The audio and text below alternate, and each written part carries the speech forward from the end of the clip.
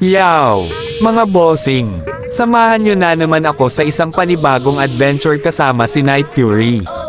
Dito sa Higalay Endo Rally, na ginanap noong August 23, 24 sa Cagayan de Oro City. Kaya ano pang hinihintay na iyo? Tara na, manood at mag-enjoy sa biyahe.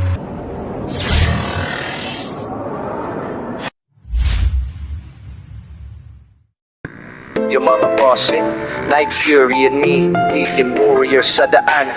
Sa Marawi kami nagmula padayon sa biyahe. Representing ang city of T15, Club of Davao, walang preno, puro diretso. Let's roll. Paandar pa lang, alam mo na to, tambod show pa lang. Respeto buo, pag lumiko kami, parang sining to. Art sa daan, may angas, may flow. Ride ko di lang for mabuhay to bro.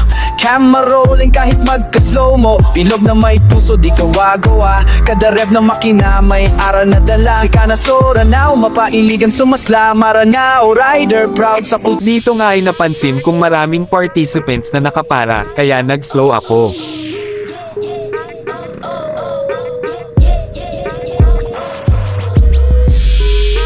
Yun pala, may isang participants na nadisgrasya.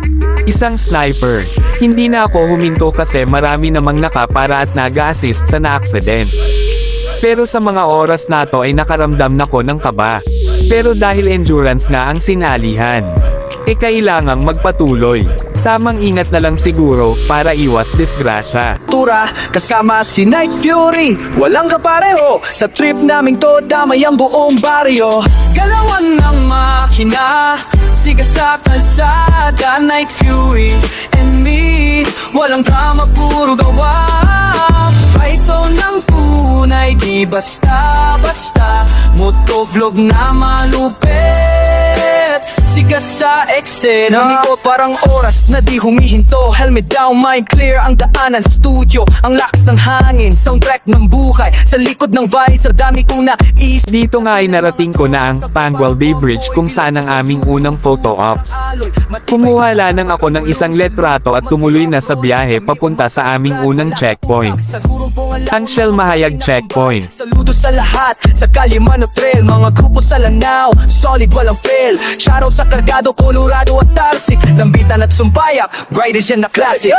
Galawan ng makina, sige sa kalsada. Night Fury and me, walang drama, puro gawa. Ito ng tunay. Malayo pa lang ay napansin ko na kaagad ang aming marshal na kumakaway at itinuturo ang unang checkpoint. Kaya pumarada na para makapagpagas at madikita na rin nila sir ng checkpoint 1 sticker ang aking passport. Pagkatapos ay napalista na ako at kumuha ng isang litrato sa checkpoint number 1 bago umalis.